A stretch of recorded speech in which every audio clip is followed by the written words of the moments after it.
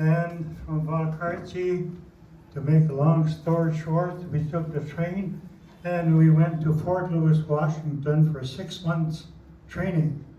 Because if we would have trained in Valcartier, it would have been winter training, and we had to do summer training to prepare ourselves for Korea. So after we spent 6 months in Fort Lewis, we boarded the ship in Seattle. It was a destroyer, I forget the name, Marine Adder, I think.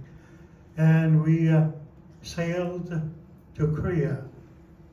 We embarked in Busan, and then we took the train to Seoul, where we stayed there for 1 week, and we reorganized ourselves, and from there we took the train, and we did about 8 hours on the train. We stopped somewhere, forget the name, and from then on we reorganized as this is a battalion, 2,000 people, and we organized and we swept ourselves.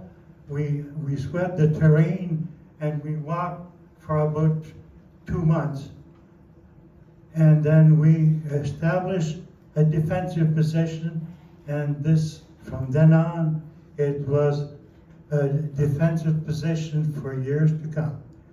To make a long story short, I came back 1 year after, because that was the tour of duty, on 24th of March, 1952. During all this time, of course, we patrolled. And we laid barbed wire. I must have laid, personally, 1,000,000 miles of barbed wire.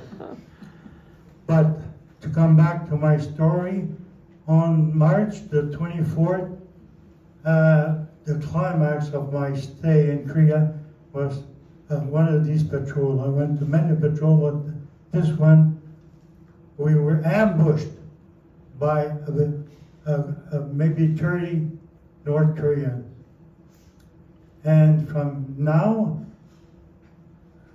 I will stop talking because I hate bragging. Because my platoon commander was Lieutenant Colonel Charland, my dear friend. And in those days, he was a lieutenant, and he was the patrol commander. And I will pass the words on to Mr. Charland, and he will tell you more about the patrol. Thank you very much.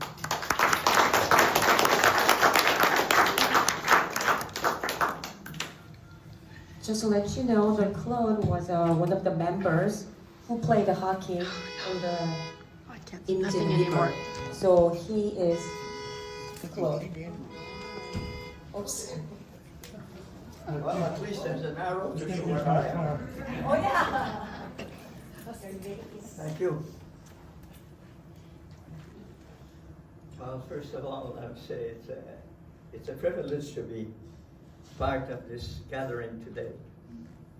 And I thank you, all the organizers, Your Excellency, the Minister, and the colleagues, their parents, their relationships, and so on. There's one time in life that marks you forever. And that particular evening marked my life, and I still feel it. And I'm very happy to be alive to talk about it and give the honor to a friend who served with me at that time, Delphis, who, when we were attacked, ambushed, I must say, because of his nature, because of his will to live, handled the fight by himself, which was the rear end of the patrol, which had been jumped on by the Chinese.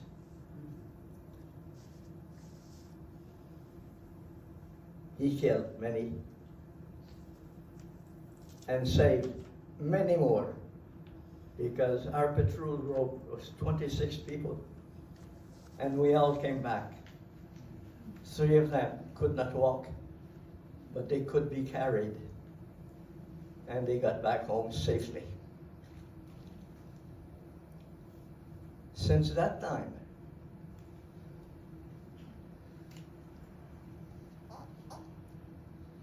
for many years, we had left each other. And about 60 years later, we met again at the hockey game, commemorating the in-gym hockey commemorations in Ottawa here. And this is what renewed a deep relationship of respect and of mutual love, I must say. So on this note, there's always a hope. And thanks to those who did serve in Korea, there is still a hope. Thank you.